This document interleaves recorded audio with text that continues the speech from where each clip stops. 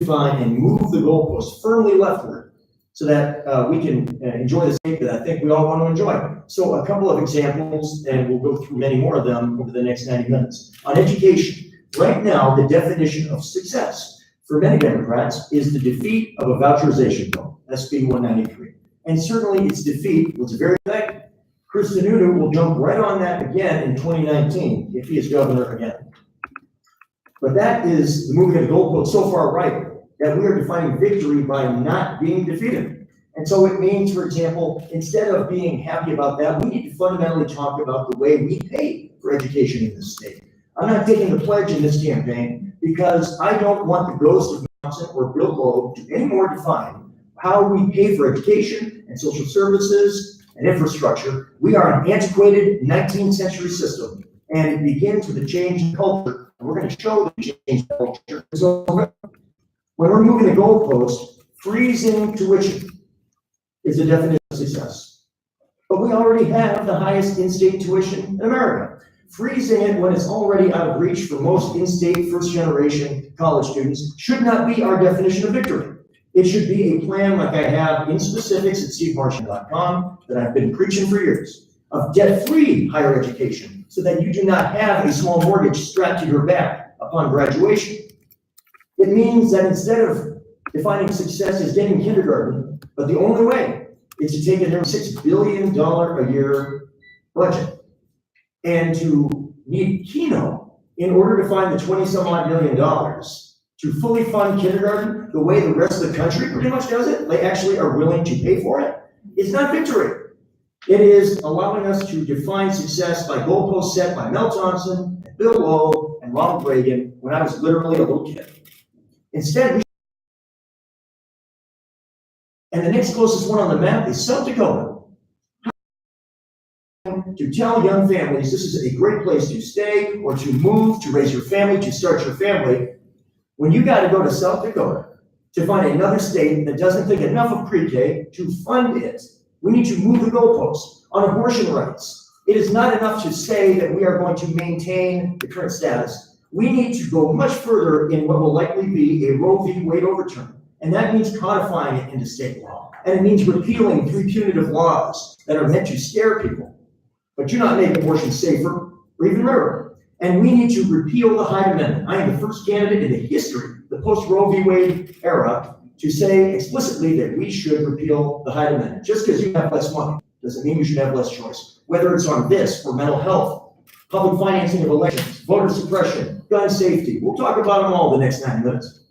But if we don't meet the goalposts, the next 40 years are threatened to be far less than they could be for the state of New Hampshire. These are the stakes, and that's why I'm running for governor.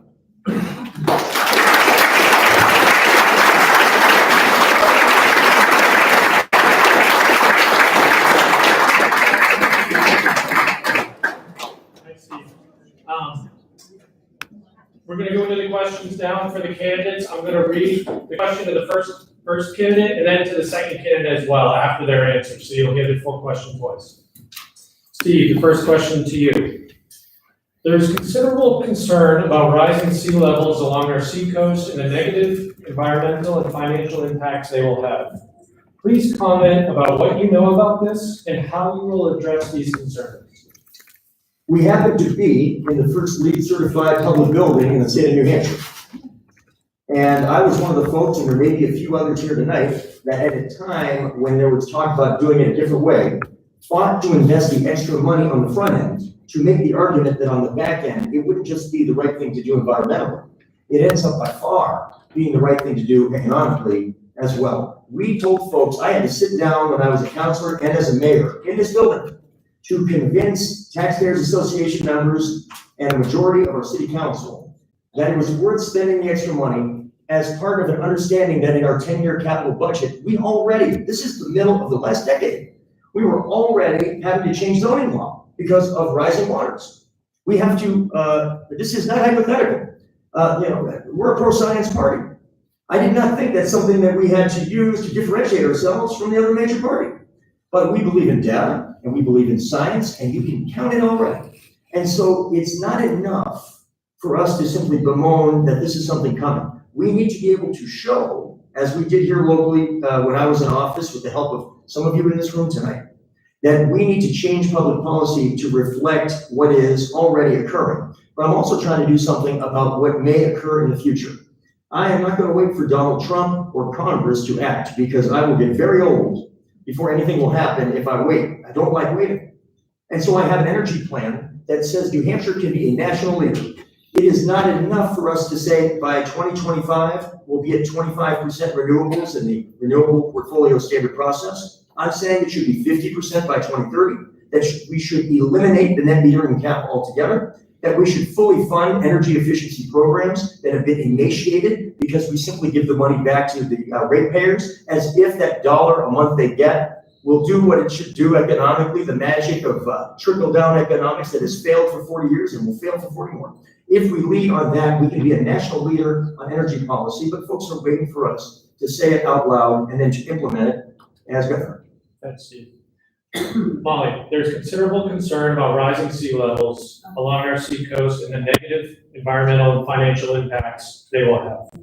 Please comment about what you know about this and how you will address these concerns. Thank you, Rob. We all know that climate change is real. We know that. We have a governor who doesn't believe that. So I think what we're talking about here is a reaction and a response to climate change. What we need to do as a state is we need to make public policy on our energy policies based on fact and science, because it is real. And as governor, I will do that. You know, we have many options in the state of how we can address the issues like the sea level. One of the things that we can do is that we need to lessen our dependence on fossil fuel, wean ourselves from fossil fuel, and to move forward to 100% renewable energy. And we can do that. You know, when I was in the Senate, one of the bills that I introduced and passed, was the first, what we call the group net metering bill, which propelled solar and hydro in the state. That's why I was disappointed when Chris Sununu just a few weeks ago vetoed 2 renewable energy bills, which has put what I call a wet blanket on moving forward with that energy policy. I have been touring the state on the Power New Hampshire Jobs Tour to show the effects of what renewable energy on a net metering and group net metering has had an impact on the state. So I agree that we need to eliminate the cap altogether. There are so many communities today who are working hard to be renewable, and we need to move forward to do that. I was one of the first. I am committed as a governor to make sure that we address climate change. It is real, and we need to wean ourselves from fossil fuels and to move forward 100% renewable energy and to take care of so many of the problems that we're talking about, I'm sure, through energy tonight. Thanks, Molly. Next question, start with Molly. I am concerned about the erosion of voting rights. As governor, how would you ensure maximum participation in our democratic process? You know, we all have the right to vote in this country. That's who we are. This is a democracy. I have spent my entire life breaking down barriers to voting, and I think most of you here have done the same. There is absolutely no evidence here in New Hampshire that there is any voter fraud, none.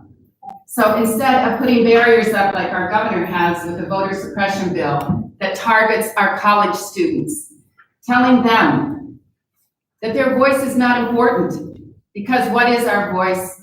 Ultimately, it is our vote.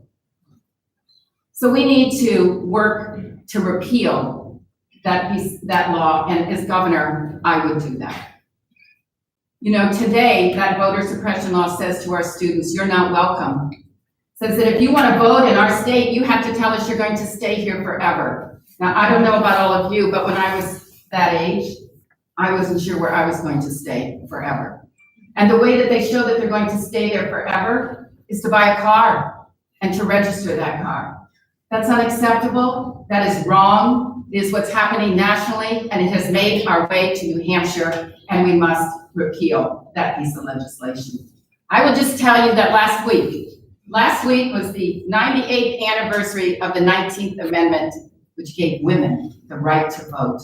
And I'm here tonight defending and talking about the possibility, the bill, actually, that was moved into law. It's still hard for me to really grasp that that has really happened in New Hampshire. And we're talking about that tonight. So I promise you, we will repeal that piece of legislation. And our young people, our college students will have a voice once again in this state.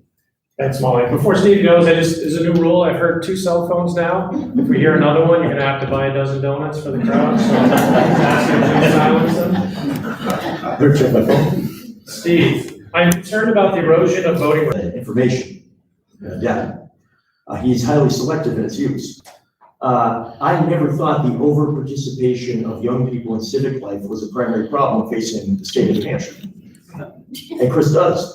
So there are 3 things that we have to do to reverse what has been a decades-long erosion of confidence that has been purposeful in its intent to make people feel discouraged as if this is the new normal of civic participation. So number 1, we should repeal the 2 pieces of legislation signed by Chris Sununu, SB 3 in 2017, HB 1264 earlier this year. Both seek to make it more difficult to vote, pure and simple. And we should replace them with automatic voter registration, pure and simple. Then the second thing we should do to build that confidence and have a better democracy is we should move to an Iowa-style independent redistricting process. Right now, politicians get to pick their constituents. I much prefer constituents getting to pick their politicians. And Iowa has arguably the best system in the country. It's transparent, it is public, it is nonpartisan, and we should draw the districts to reflect the maximum competitiveness. And then the third thing is I am the only candidate, certainly in this race and in a generation, who is saying that if you want to fix a system of campaign finance that is fundamentally broken, you need the public funding of elections. I have a very specific plan. It costs between about $4 and $6 million a year. That is less than 1/10 of 1% of our state's operating budget. If you raise 90% or more of your money in state in increments of $100 or less, you get a 2-for-1 match. In the states that do it, like Connecticut, over 80% of politicians use it, equally split between Republican and Democrat. For 1/10 of 1% of our operating budget, we can dramatically improve the quality of the folks who spend the other 99.9%. If we do those 3 things together, we can dramatically improve democracy and the perception of democracy in New Hampshire. Thanks, Steve. Next question for Steve. The state funding formula of New Hampshire public schools, the university system, is in crisis and further under attack by the sitting governor and commissioner of education. What will you do as governor to reignite educational priorities in New Hampshire, and how would you go about restructuring state funds to alleviate the financial burden on local property owners in order to make your vision a reality? The number of Republican school board members that have come to my events in the last 20 months who are sick and tired of defending America's highest property taxes and uneven funding of education as fiscal responsibility is exciting, because it means that if we are direct and specific and thoughtful about what the next generation of education funding can look like, you may be surprised at how broad a coalition and durable a governing coalition it can be. So I'm going to say it, like I said, we got to stop taking the pledge, because we're going to get sued in the next few years. The Claremont lawsuit of the early 90s will be likely replicated sometime in the next few years, because the gap between the have and have not communities is wider now than it was at the time of the first lawsuit, which we lost because the gap was so wide. So we probably need to get out, because bless you, the longer we wait, politeness is never bad, right? Lost my train of thought. But here's the thing. I got it back. I was in Claremont last Saturday night. They invited all of us to show up. I ended up going 2.5-hour town hall meeting with local elected officials and others in Claremont, the belly of the beast on this issue. Let me tell you what they didn't talk about. Where you put the sticker on the bag or for the deli meat and Mark Best. They didn't talk about when the school year started, before Labor Day or after Labor Day. At a time when our governor is talking about small things, the world is on fire. Big things are going on. And it means that we're going to have to change the way we raise and spend money in this state. because the gap is too wide. And in higher ed, because you alluded to it very briefly, it is not enough to say freeze tuition. I was the director of corporate relations at UNH for several years. I have a plan for debt-free college because the private sector entities that are desperate for talent are willing to pay half or more of the undergraduate education for in-state students if they agree to stay for 3 or more years upon getting their graduation. If we invest on the public side, the private sector will also be engaged because it is in their interest. And we need to move and lead the country on education funding instead of being an embarrassment to the rest of the country. Molly, the state funding formula of New Hampshire Public Schools university system is in crisis and further under attack by the sitting governor and commissioner of education. What will you do as governor to reignite educational priorities in New Hampshire, and how will you go about restructuring state funds to alleviate the financial burden on local property owners in order to make your vision a reality? Thank you, Rob. I want to talk about this issue because it's so important to me. As you know, education was a priority when I ran in the Senate, and it will be as I am governor as well. But before I start, I just want to clarify something that I feel needs to be clarified by a statement from my opponent. He has mentioned and said that he is not taking the pledge. And I just want to clarify that what the pledge is about, as we all know, is not supporting a sales or income tax. And neither one of us support a sales or income tax. My opponent just 2 weeks ago on NHPR was very clear he does not support a sales or income tax. And when he ran for governor 2 years ago, the union leader is quoted as saying that he would veto a sales or income tax. So I only mention this because I think it's important that voters understand and know where we are with this particular issue. So yes, education is most important to me, and we need to fund that. If we can give $100 million in tax breaks to the 3% of the wealthiest corporations in this state, we can fund public education. Also, as governor, one of the things that you do first, and you get the opportunity to do, is you start the budget process. And what do we put at the top of our budget, all of us? We put it the things that are most important to us to make sure that we fund them. Education is the thing that is most important to me, because we have to be able to fund education to make sure every child has an opportunity in this state, and to fund college as well and make it affordable.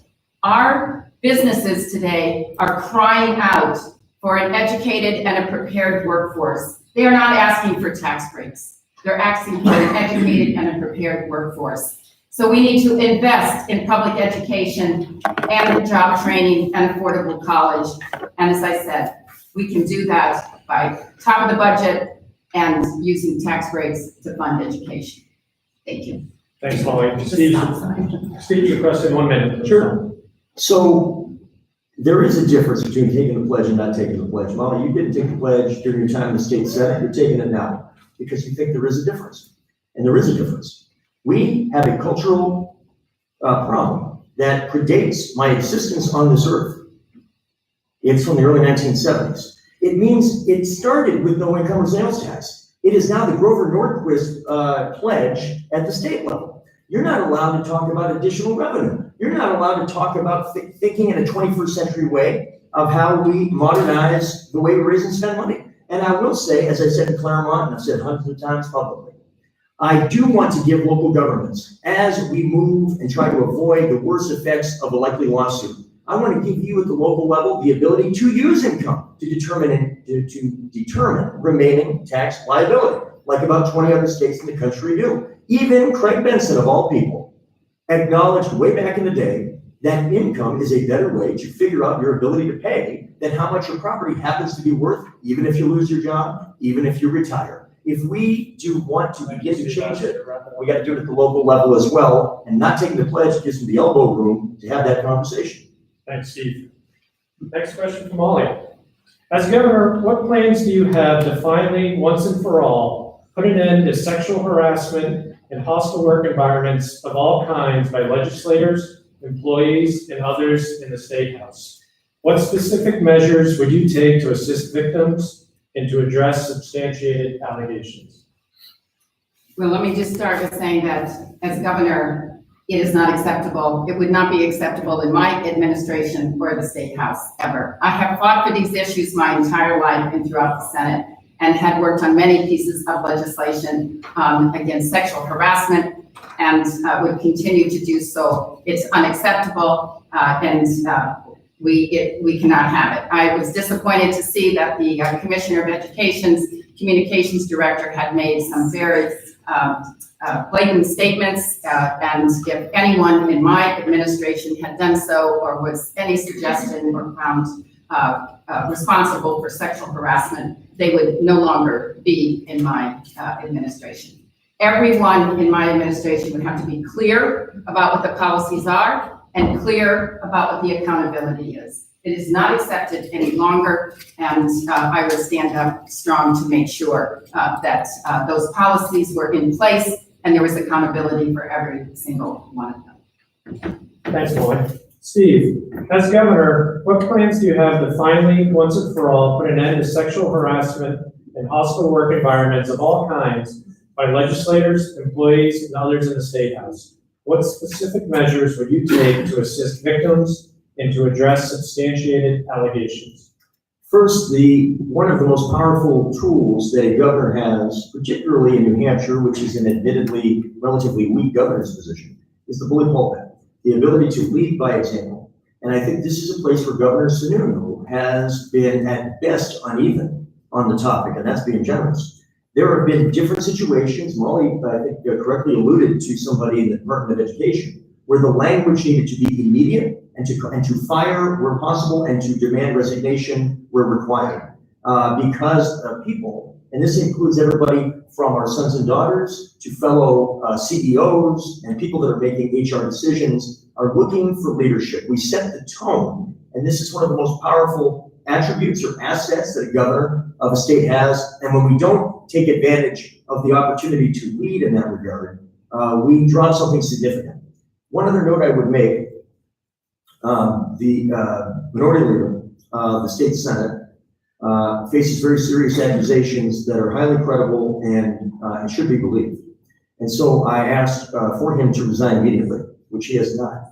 And so when a write-in candidate stepped up recently in the District 1 race, I publicly supported that candidate and have urged people, including my aunt and my cousins and other people that live in Coos County, that they should not just say that what he did was wrong and demand a resignation from the Senate, but that if he will not resign, we cannot as a party, if we're going to maximize our ability to speak with force and clarity, to, when he doesn't resign after a few weeks, simply shrug our shoulders and hope that he gets defeated somehow. We must go to the next step and seek to replace him through an election. If he will not resign of his own volition, I am one of the few people, and I think, though I could be corrected, only one in this race, who is publicly supporting the write-in candidate, because I think we have to practice what we preach, and I'm very disappointed that he did not resign when he should have. Next question for Steve. Which New Hampshire politician has had the greatest influence on your political philosophy and why? I've done hundreds of these. No, I've not been asked that question. That's a great question. This pause is so I can give you a thoughtful answer.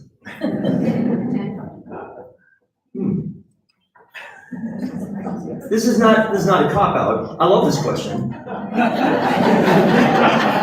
And when I get home, I'm going to decide what I should have said the next minute and a half.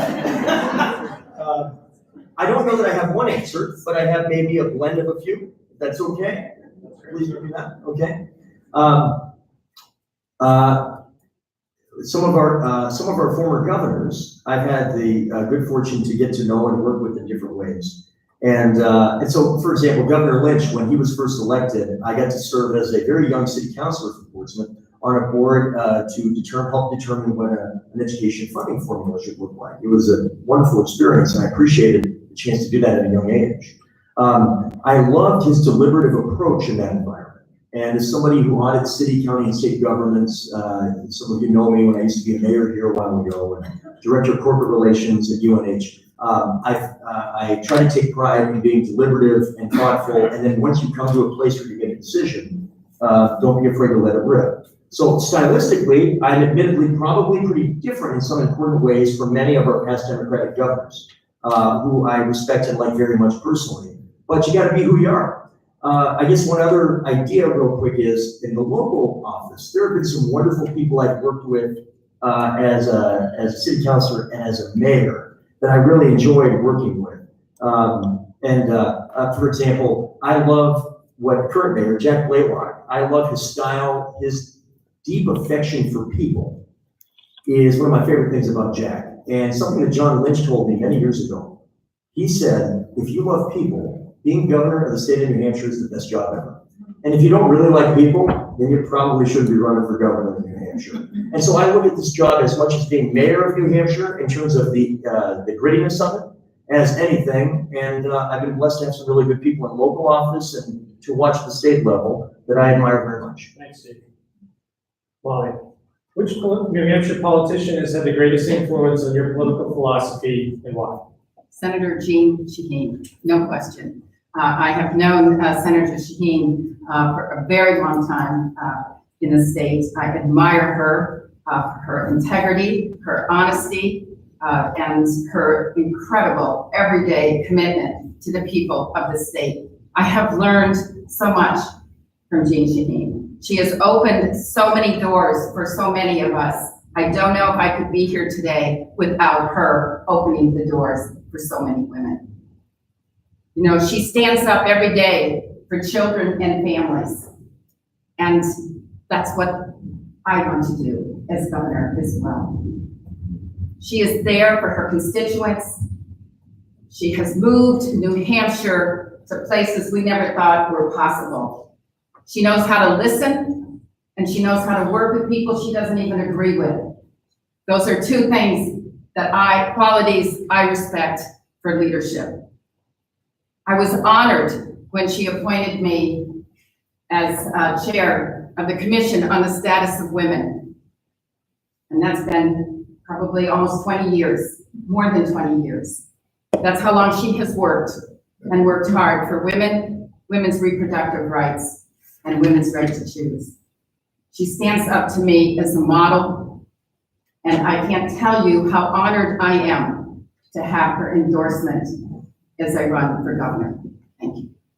Thanks, Molly. We're going to try to have a few more questions out there, so that you may not have heard before. Next one to Molly. Do you think this country and the state have some obligation to take in refugees who must flee their country due to civil war and unrest? Yes, this country and this state. These are people who are leaving terrible, unacceptable situations in their homes. We know what they are, we read them. They're here for asylum. Who are we as Americans if we can't be open to people from other countries who are suffering?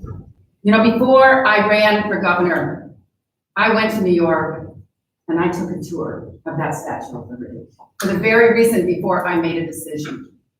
Because I wanted to go back to the roots of who we are in this country. And that woman, that Statue of Liberty stands there with the light. And it is seen from almost anywhere as you approach New York. And it is overwhelming. This is who we are as a democracy. And this is who we are as a state. We are a welcoming state, a welcoming state. And that's why I am sickened by what is happening on the southern borders of our country, where children are ripped from their parents. It is unacceptable. It is inhuman. It is uncivilized. And we have to stand up every day for that. You know, we all come from somewhere else. And immigration, whether it's refugees here, asylum, they enrich our lives. They enrich our lives. And so whether you are a refugee seeking asylum in this state, or an immigrant looking for a new home, or a citizen, we all have the right to be treated with dignity and respect, and to be safe in our homes and on our streets. Thank you. Thanks, Laura. Steve, do you think this country and the state have some obligation to take in refugees who must flee their country due to civil war and unrest? Yes. I would not be here if we did not value immigration. I'm a son of immigrants. My folks came down from Quebec in the 1960s. And 2 years ago, when I spoke about this, I said it didn't matter if you came from Quebec or Syria or anywhere else. We are not great in spite of immigration. We are great because of immigration. And that's why in late June, I put out a 4-point plan. What Molly said, amen. But the question is, what will we do? What will we do? What can we do? We must abide by federal law. I understand that. But in late June, I said we should be a sanctuary state. We should follow the examples of other states that understand the positive power of immigration, and that if we will not lead, it is not clear that anybody else will. The forces pushing down, hateful forces pushing down on immigration right are like anything I've seen in my lifetime. When I gave that 4-point plan in late June, I did it in front of a statue of Ferdinand Gagnon in Lafayette Park, a block from where I was born and raised on the west side of Manchester. In my community, he was seen as a 19th century leader exposing systematic discrimination against the dominant immigrant group of that time, French Canadians. That's why I'm not here today, unless we have people like Ferdinand Gagnon. And that's why we should empower local law enforcement to not have to act as an agent of ICE. That is exactly what's going on right now. They don't want to do it, but we know other states that are putting in laws that take it out of their hands. If you are the child of an undocumented immigrant, you should be able to get in-state tuition. And I have folks that go, oh my God, that's liberal. 75% of America's immigrants already live in a state where that is the case, including residents of wildly liberal places like Nebraska and Utah and Texas and Oklahoma. When you are to the right of Oklahoma on public policy, you need to reevaluate your position. And I think the best way, the complicity of silence, my first ad last week was in French and it was on purpose. Silence is complicity in the age of Trump. And if we do not shout out with as much force as is getting pushed down on us, we will not be America. We will be lessened. And I won't let that happen, Governor. Thanks, Steve. Next question for Steve. Separate from the ACA exchange, private health insurance premiums have been skyrocketing for years, especially for individuals who do not receive health benefits through their employers. What would you propose as governor as a way to decrease costs to individuals and still ensure they get full and fair access to health care as those with employer-provided policies? Let's start with a statement of values and then look for policies that reflect those values. We should have universal health insurance. We have a system based off of World War II when the boys were off to war. So FDR put in a wage freeze. And the employer said, well, I can't pay you more legally. So instead, I'll give you health insurance because why not? It's cheap. Nobody changes jobs. And life expectancy is only 63, so whatever. 77 years later, the majority of Americans get their insurance from an employer-based model that assumes those three things are still true. It is the greatest impediment to entrepreneurship of any public policy. Universal health insurance, just like fiercely pro-immigrant, just like paid family medical leave, these are all progressive, but they are all pro-growth, pro-entrepreneurship policies. And the Democratic Party of the next generation, of the future, and this election is about the future. We have to be thinking about what we want to project as a party in the future, will be to connect progressive values to a fiercely pro-growth, pro-entrepreneurship agenda. And universal healthcare does that. I'm not waiting for Trump and Congress. Again, that's the running theme. But in the meantime, there are things we can look at. I will look at, depending on the results of other governors' races around the country, to work in a compact to build enough scale, whether it's a Medicaid for All program, like some states are looking at out west, or what a model like somebody like Singapore does. It says universal preventative, universal catastrophic, and HSA in the middle. But the problem with HSAs is the S. If you don't have savings, an empty HSA doesn't do anything for you. And so they have a progressive model that funds it as your income goes down to the point where at the bottom of the HSA scale, it's fully funded, $1. My parents filed bankruptcy because of a healthcare crisis when I was in high school. They thought they did something wrong, and so did I. We didn't do anything wrong. My mom just had a heart attack at 39 when my dad lost his work. That is the number one reason people file personal bankruptcy in this country. If you want to know if I got fire in the belly to make sure that nobody feels like Norman Sue Marchand ever again, that drives me every day whenever we talk about healthcare, and I'm determined to be a part of solving that once and for all. Thank you, Steve. Molly, separate from the ACA exchange, private health insurance premiums have been skyrocketing for years, especially for individuals who do not receive health benefits through their employers.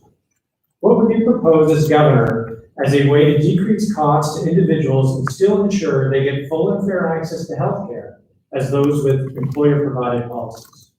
Well, one of the things that I want to say up front is that I believe that everyone has the right to quality health care. That's the premise, that's where we start. How do we get there? And how do we make that affordable? Are the questions that we're faced with today in state government and nationally. One of the first things we can do here on a state level is to make sure that we have more transparency. More transparency about what your healthcare is costing you, whether you have had a procedure or the doctor's office, and what the real charge is. What's the cost, what's the charge? We need transparency. People can make decisions for themselves, but they need to be able to understand what the bill even looks like to begin with, because then we have more control about our own health care and to make decisions. We also need more transparency between doctors and patients and patients and their families. I hear every day that someone needs almost an advocate to have a communication to understand what's going on in healthcare today. So until we know what we're paying, what it costs, and make some decisions about our own healthcare, it's almost impossible to move forward and to be able to address these issues. So that's the first, is transparency. I would continue, as I said earlier, to support Planned Parenthood. Planned Parenthood addresses women's health every day, and we need to continue to support them to make sure that that's there. We also, here in New Hampshire, need to make sure in our own insurance policies through the Commission of the Insurance here in New Hampshire's Commission, is to make sure that we include pre-existing conditions, and because it's threatened today. When I was in the Senate, I supported Medicaid expansion. I would continue to support and to make that permanent and not something that's threatened and insurance companies have unknown. Thank you. Thank you, Molly. Next question, back to you. The current governor's very first passed law repealed the licensing requirement for carrying a concealed pistol or revolver. It was co-sponsored by every New Hampshire Republican state senator. What would you do as governor to ensure the possession of handguns and assault weapons on public school grounds and other public buildings remains illegal and that our children and teachers are safe? Thank you. One of the most important issues that we're all facing today. And you are right, Rob, the very first bill that Kristen Newman signed into law was to allow gun owners to carry a concealed weapon without a permit. As governor, I would repeal that law. That is common sense gun safety. And the people in the state want common sense gun safety. I will not wait as governor until a tragedy happens here in the state. As I said to you earlier, I have 4 children. I never worried when my 4 children went to school that they would be subject to gun violence. I never worried about it.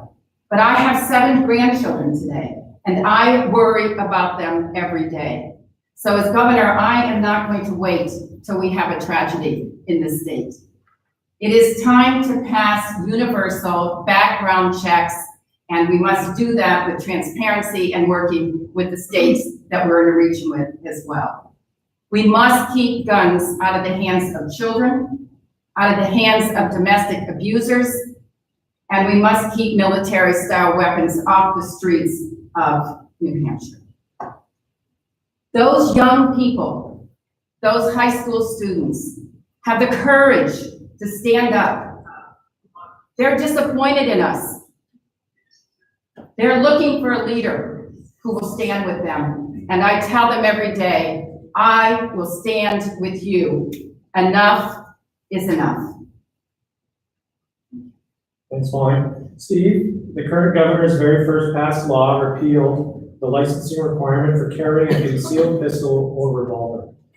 It was co-sponsored by every New Hampshire state senator, Republican state senator. What will you do as governor to ensure the possession of handguns Thank you. and assault weapons on public school grounds and other public buildings remains illegal and that our children and teachers are safe? Well, first, his citing of that is evidence that Chris Sununu is weak. He is a fundamentally weak governor. He kowtows to folks like the NRA. We need to project strength. When I talk about the goalposts, this is one place, like many other issues tonight, where the goalposts have moved so far to the right that we do need to forcefully yank them back towards the left. Right now, the idea that an AR-15 doesn't belong in the hands of a civilian is out of bounds. We can't have that conversation. But my 8th grade daughter that goes to school right there, it's totally acceptable that she's got to practice what happens if somebody goes and starts shooting up the place. That's not impeding on anything. This is what happens when we do not yank those goalposts back to where the mainstream of America is. You are, I am, we are in the mainstream on gun policy. If we'll just say it. So in February, I went down to Lebanon and I said there are 4 kinds of gun violence I got to address: homicide, domestic violence, the threat of mass shooting, and the big one, suicide. 93% of gun deaths in New Hampshire in the last 2 years are suicide. I have been touched by this during the course of this campaign in a personal way. Somebody in my family who made an attempt. If there had been a gun in that house, I don't know that that person would be here today. We need a 48-hour wait period because the states that have it see 52% fewer gun suicides than the states that do not. We need universal background checks, including private sale. We need a red flag law and a bump stock ban, and the ability for school districts to ban guns on their school campus, and repealing the repeal that Chris Sununu put in early 2017. And there are certain kinds of guns like AR-15s that are military style. They don't belong in the hands of civilians. It's okay to say that out loud. I did town halls across New Hampshire, laid out the 7 points. People with AR-15s showed up at my events to tell me what they thought of it. And by the end, we move them. Because when we give them the information and we show strength, respond, we can give on the topic going to lead. Thank you, Steve. Next question to you. What will be your top environmental priorities as governor? Certainly not the only, but the first place I'd like to start, I alluded to it earlier this evening, is with what I think is a plan on energy that can certainly be a leader in the region, if not the country. I spent a lot of time with folks, including those that ended up disagreeing with some of my proposals. When I said, what do I have to do? We're talking small right now. 1 megawatt versus 5. We got to go big. What can I do to accelerate renewables, conservation, diversification of energy sources to protect ratepayers from rate shock, and increase entrepreneurship? And this is what I came out with. Number 1, take the renewable portfolio standard from 25% by 2025, and it should be 50% by 2030. That may not sound sexy, but that actually communicates to the private sector tremendous opportunity, almost obligation, to invest in renewables and conservation, including offshore wind, including solar, and so forth. Number 2 is you eliminate the net metering cap. In the states that have done that, we have seen tremendous growth, for example, in solar. So we are at 0.5% solar 5 years after Molly's bill passed. Vermont's at 10%. Massachusetts is at 8.5%. Other parts of the country are accelerating. And the way to do it is to put the gas pedal on that element. And then the energy efficiency programs that we have starved, because we take the RGGI money that's supposed to be used to accelerate energy efficiency programs, we instead give most of that back to ratepayers. And the virtuous circle that was designed by the RGGI program, a wise circle, has been effectively cut off at the pass.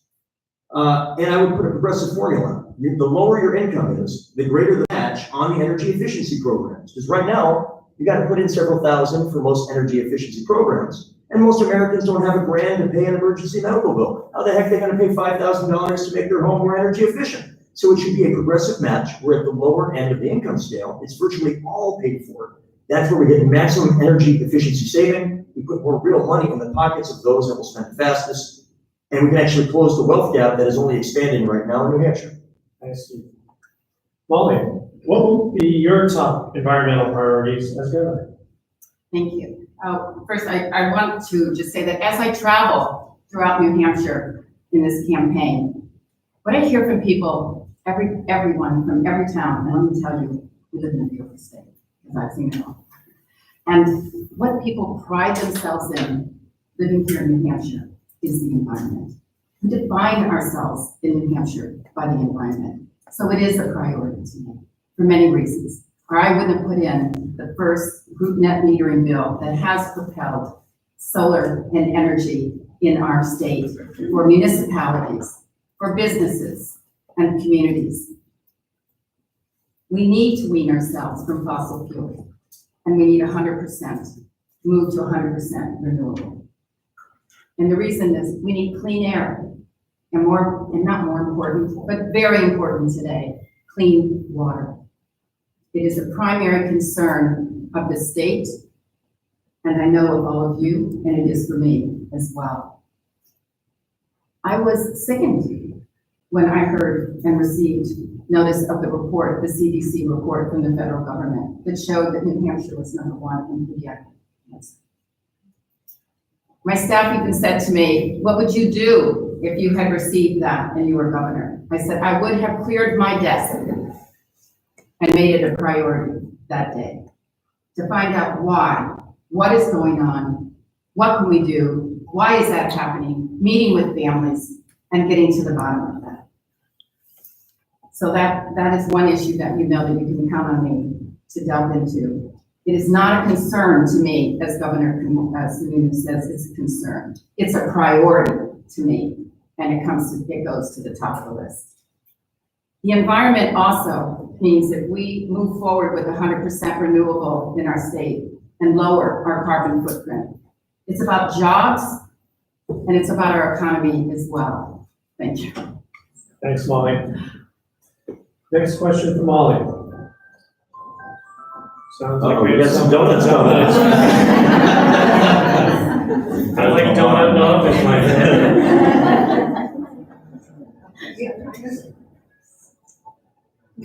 Maybe 2 dozen donuts. Molly, Yes. with Governor Sununu's strong favorability ratings and projected lead in the general election race, what will be your campaign strategy to win over his voters and the undecided group? Thank you. Wait for a minute.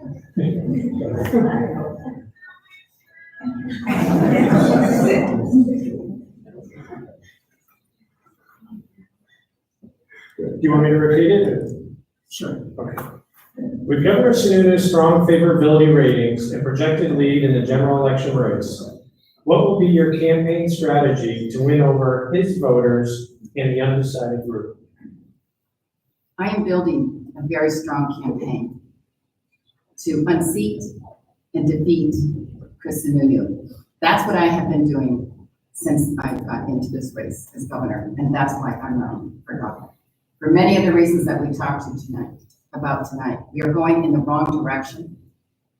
And we need to be able, and I will and have been, moving out to everybody, every voter in the state, telling them about the policies that are being implemented in the state by Chris Sununu that are unacceptable, and that's why I need to be governor. You know, I hear often those statistics about 2 years or favorability. But that's not what I'm hearing when I'm out on the campaign trail. People are really discouraged, and they understand that we have a governor who's more interested in special interests and corporate contributions than he is in our children and our family. I'm running for governor because it's the children and the families that are my number one concern.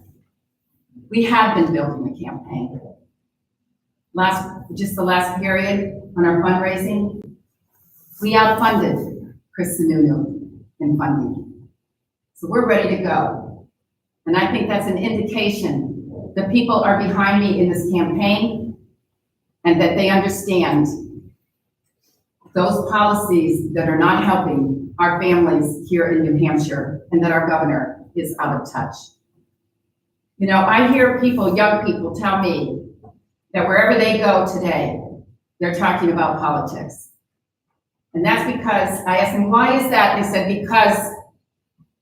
because a lot of people, young people, feel guilty about what has happened to this country and to this state. And they're looking for a leader that they can stand behind. And Thank you, Monica. Steve, with Governor Snoow's strong favorability ratings and projected lead in the general election race, what will be your campaign strategy to win over his voters and the undecided group? The metric I'm using is not money. Maggie Hassan had less than $10,000 cash on hand after primary day in 2012. At the national level, if they see this as a priority, you will be there on that front. I also don't spend all my time telling you why Chris Sununu is a bad governor. I spend some time on that because we have to make the contrast. But I hope one thing you get out of this evening, just as Andrew Gillum, who won that nomination in an exciting primary last night in Florida, coming up the rail as a young mayor, who showed primarily what the future of the Democratic Party could be, whether it is a Bernie Sanders voter who got into the game in 2016 and is not sure if they're going to stay in the game civically, but they want to feel energized and excited. They want definition about the future. For a Hillary Clinton 2016 voter who maybe has been participating for a longer period of time, they want to understand what the next generation of Democratic leadership will be. We are in a different time from the 1990s and a far different time from the early 1980s when the current politics of America were set. It is inevitable. It is changing. It is changing in chaotic ways, and we need to be able, out of that rubble, to define what the future will be forcefully, specifically, and passionately. But it's also the Romney Clinton voter. They voted for Romney with pride. They voted for Clinton with reluctance. It was more of an anti-Trump vote than it was a pro-Democratic or pro-Hillary vote. They are not Republicans anymore, but they are not Democrats yet. And I have done, for 20 months of campaign, over 350 events, over 65,000 miles of driving, 10 events just this past weekend. We learned from listening, and it turns out they want to be a part of something positive. And when you leave tonight, think about how we communicate. Think about that debate stage on MUR in the first week of November. And I want you to think about who will be in a position to most forcefully and clearly and dynamically and aspirationally communicate what it could mean to be a Democrat for the next 20 years. That's who we need to vote for 2 weeks from this week. Thank you, Steve. On behalf of the Portsmouth Democrats, I think we are inspired by both the candidates up here, and I believe that either one of you will win.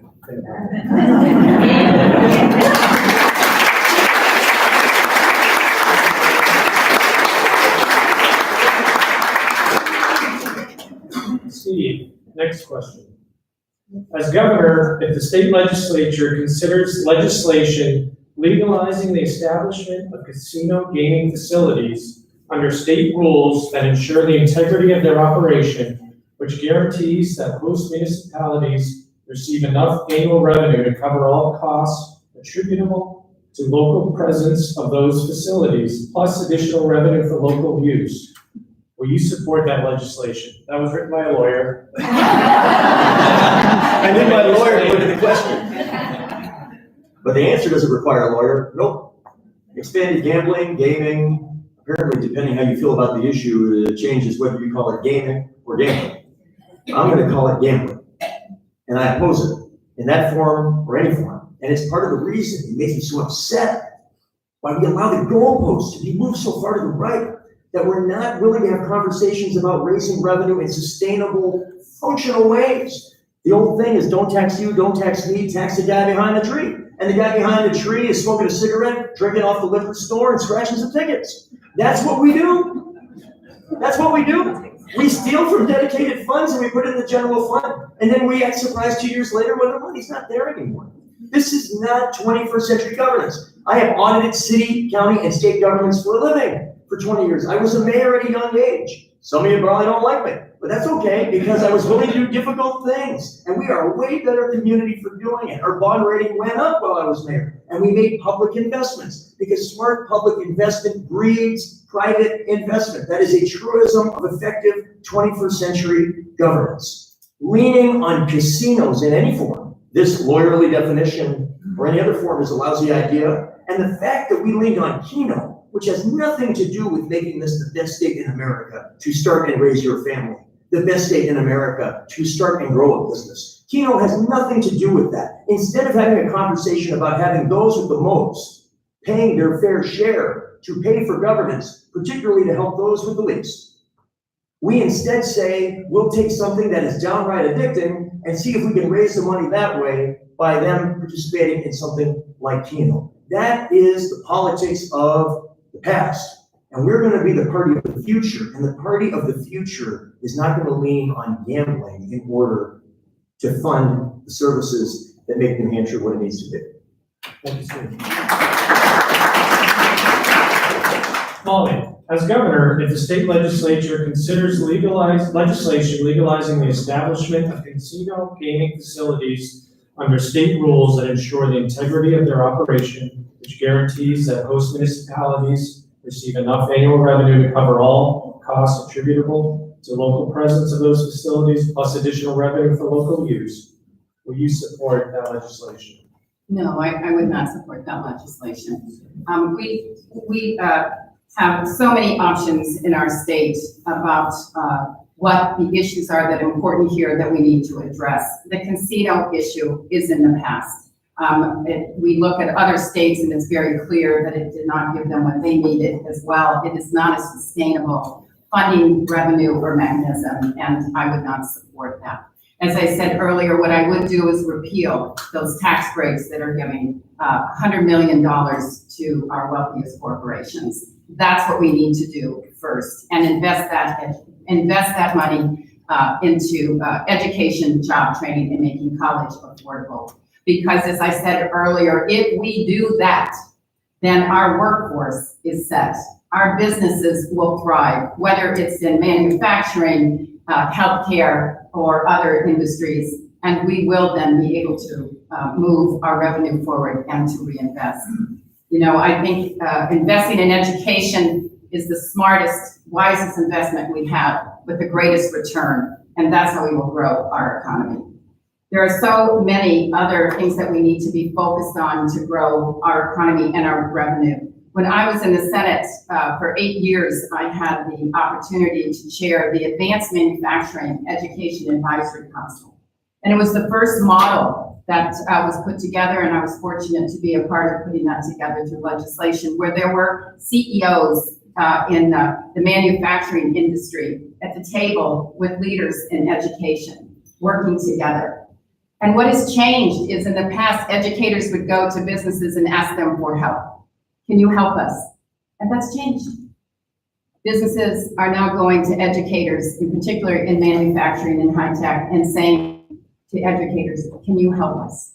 So we are in a very unique place in New Hampshire today to put these models throughout New Hampshire, which will, those relationships and a workforce will grow our economy, and we will have the revenue to take care of the services that are a part and so important here in New Hampshire. Thanks, Molly. Next question from Molly. There are significant and often very devastating societal and personal implications that are a direct result of behaviors of people with alcoholism and drug addiction. The short list includes emotional and physical abuse and other forms of violence, financial loss to families and employers, environmental and health concerns. Candidates are not talking about this. Why not? And what would you do as governor to address these very real problems for thousands of New Hampshire citizens? Rob, I just want to get the beginning of that question correct. Could you just repeat the first sentence? Sure. There are significant and often very devastating societal and personal implications that are a direct result of behaviors of people with alcoholism and drug addiction. The short list includes emotional and physical abuse. Okay, I just wanted to be clear on that question. Yes, so we know we are living here in New Hampshire with an opiate epidemic. We know that. I don't think there's a family in New Hampshire that hasn't been somehow touched by this terrible disease.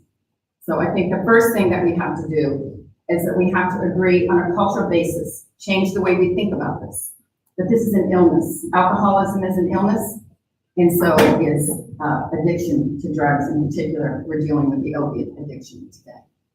And if we do that, then we would treat alcoholism and an opiate epidemic as we would treat any other medical illness or epidemic, and we would house that under our medical health care whole comprehensive plan.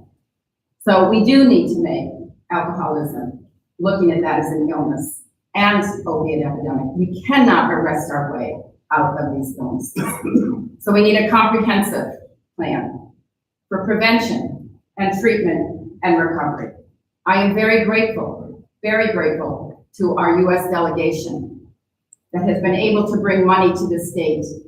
And we are now hopefully being able to move this money throughout the entire state, not just pockets of the state, to address this issue.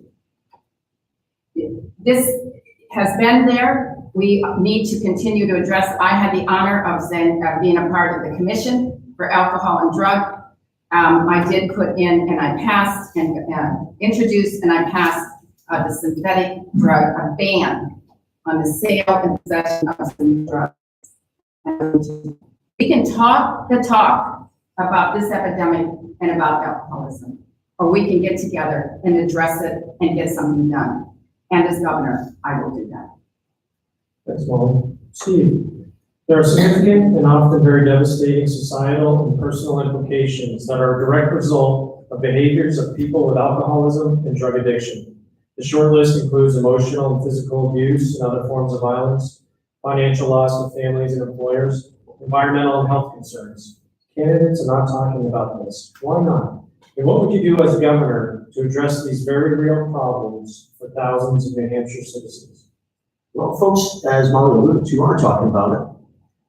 It is an affliction, and it is the movement from a law enforcement conversation to a healthcare conversation, from a 28-day recovery conversation, because that's what the insurance company is willing to pay for, to a lifetime of holistic treatment that goes well beyond detoxification. It involves wellness, that is to say physical well-being. It involves mental health in the majority of cases involved, from my conversations with executive directors that are doing yeoman's work. It's about job training, it's about peer. The opposite of addiction is not sobriety. The opposite of addiction is connection. And there is a sophisticated series of reconnection that must occur to get people in a place where they can be fully engaged with their family and their community, with the economy and so forth. It's, in my estimation, roughly an additional $6 to $8 million a year of state funding. One of the challenges we have is a lack of funding, and I do appreciate the federal delegation's work in this regard. But it's not just the amount of money, it is the sustainability and predictability of the money. And too many of the executive directors of recovery centers have told me that when they seek to hire a mental health professional, for example, and they're willing to work for less than they could probably make somewhere else, then they say, how will you pay me in year 2? And the answer too often is, I don't know yet. Philanthropy. I got a one-time grant. This is not a serious way to budget. And it goes back to what I've been saying. And by the way, it's the same thing on mental health, which has become highly personal for me for the reasons I said earlier this evening. We have bounded well beyond frugal into the world of cheap. And cheap is when you think you're saving money. And you're not. I'm not even talking about the cost in lives and pain and suffering. We need to fundamentally rethink the way that we raise and spend money in this state, and to stop thinking that the New Hampshire advantage is frugality, because being cheap is not an advantage. Thank you, Steve. We're at our last question tonight. Time is flying, we're having fun, and you guys are doing great. Steve and Molly, this is an important question for people of Portsmouth. Do you think that it is fair, this is to Steve first, do you think that it is fair that the bulk of the meals and rooms taxes collected in Portsmouth should be going to the state instead of staying in Portsmouth? Please explain the rationale for your position. So roughly a quarter of the rooms and meals tax, it's tough to know exactly because they do it by county. Roughly a quarter of the rooms and meals tax of New Hampshire is collected in our fair city of Portsmouth. And full disclosure, I have spoken to the legislature about adjusting the formula, this is many years ago now, in the early 2010s, about doing something about that formula to reflect, at least in some way, not fully, but in some way, that the additional costs that go into the investments that lead typically to additional rooms and meals tax revenue would seem like a fair thing to do. But here's two things I've learned from sitting on that, across that table. Number one, there are far more communities that disagree with that opinion than agree with it. And you can like or not like what I just said, but I just told you the truth. That is a fact. So politically, good luck with that. Okay? But number two, when you travel 350 events and 60-something thousand miles, over 30,000 identified supporters in over 210 towns, you get bigger in the way you look at the world.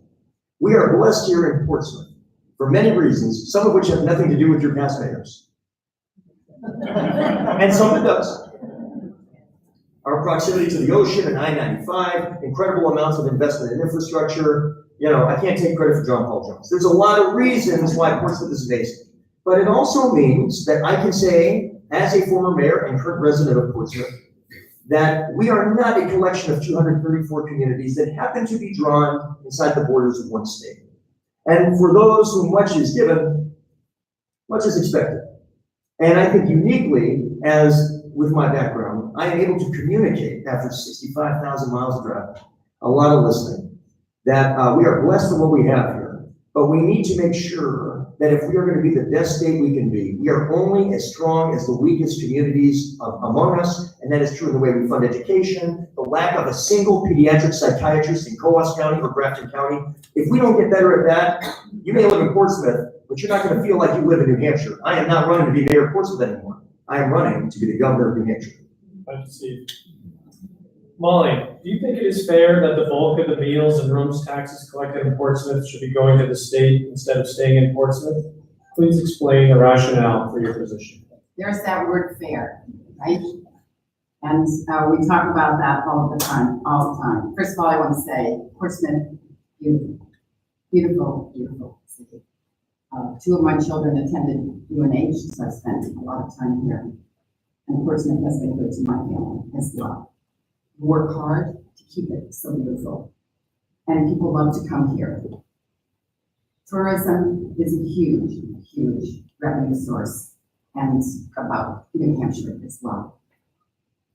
And you may be having the bulk and would like to share more in your meals and rooms tax. You may like that to come back to you, and I understand that, but we do talk about the word fair, and we all define that in different ways. Now I go back to my original story that I mentioned at the very beginning of being number 2 of 11. And if one of us was going to be successful, we all needed to be successful. We are one seat. This election for me, and the reason I'm running, is about the people who live here, every single one of them. Whether it's from the North Country, or down in the Manhattan Ridge, or near the borders of Massachusetts. We're in this together, and we need to support each other however we can. Each community in New Hampshire is so unique that you gain from that community as other communities gain from this community. And I think that's how we have to make decisions about what is fair, because we will then reap the benefit all from each other. And New Hampshire will be a better state for that. We will be an innovative and a creative state. And we will all be blessed by all that we do in the state. And as governor, I'm going to work hard to make sure that those communities who don't have the same base, we put forth ideas and implement plans for those communities to grow and benefit as well. But thank you all for this wonderful, wonderful state. Thank you, Molly.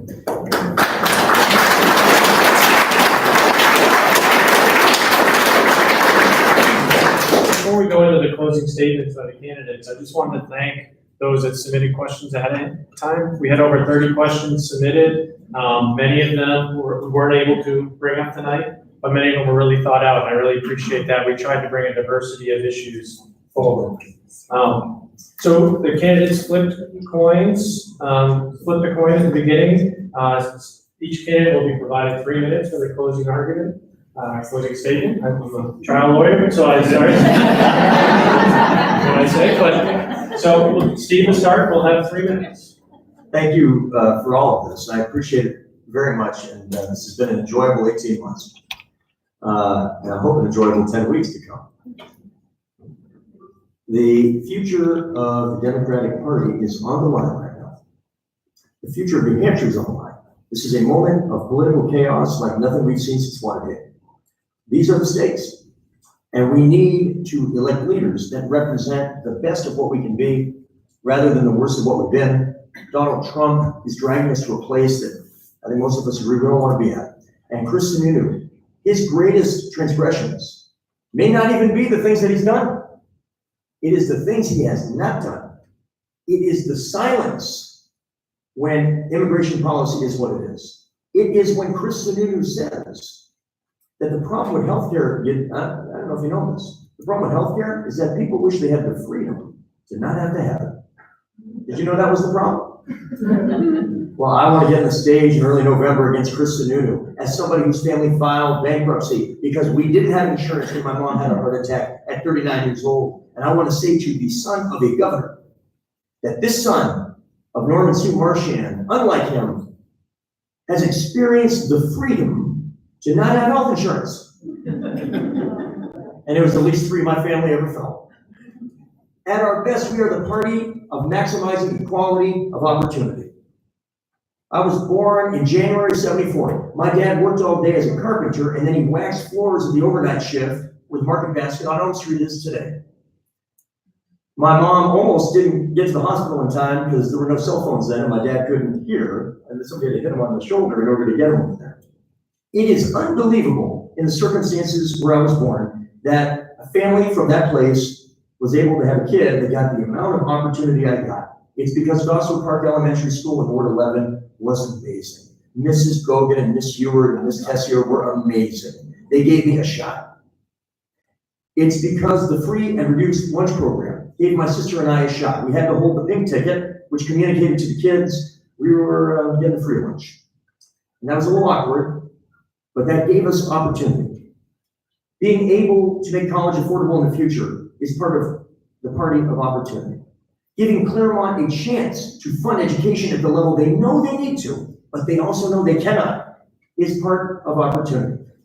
I am afraid that if we do not forcefully grab policy by the lapels, grab this party by the lapels, and dictate in the strongest terms what we are capable of being, that the next kid whose dad is waxing floors on the overnight shift after working all day as a carpenter will have no chance to have the opportunities that I've had. These are the stakes. I believe I'm the candidate to do it. I know we are the party that can do it. And I'm 100% confident this is the time that we need to get it done. That's why I'm running for governor. I appreciate your support. Thank you very much.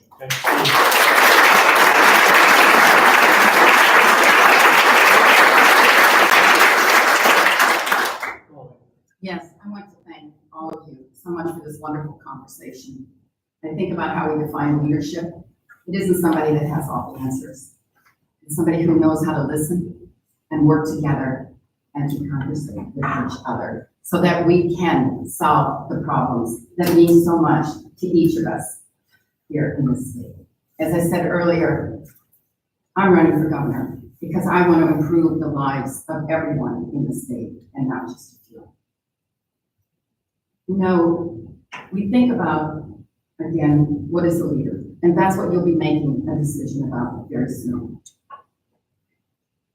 I have always been able to gather people together who are the experts in different fields and to be able to solve problems together is something I'm proud of that I'm able to do. I did it in the Senate and I've done it in my entire life.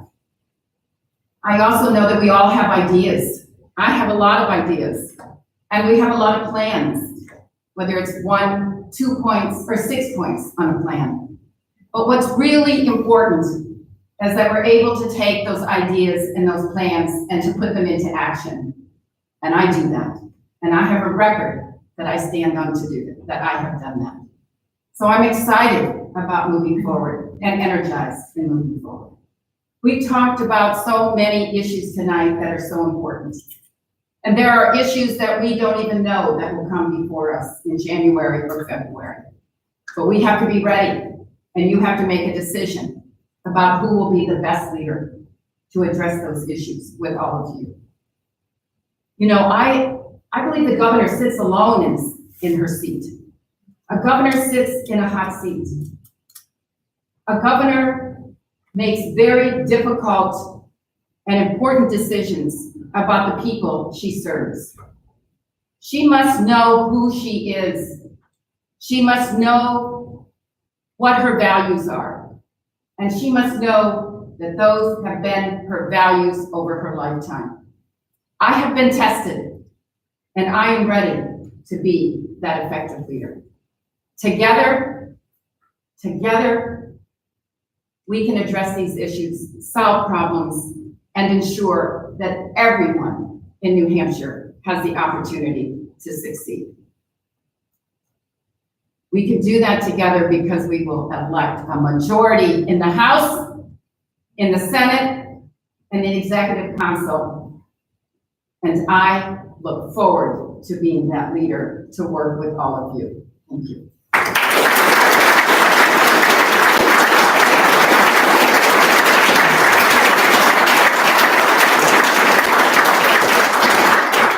Let's give both candidates another round of applause, please.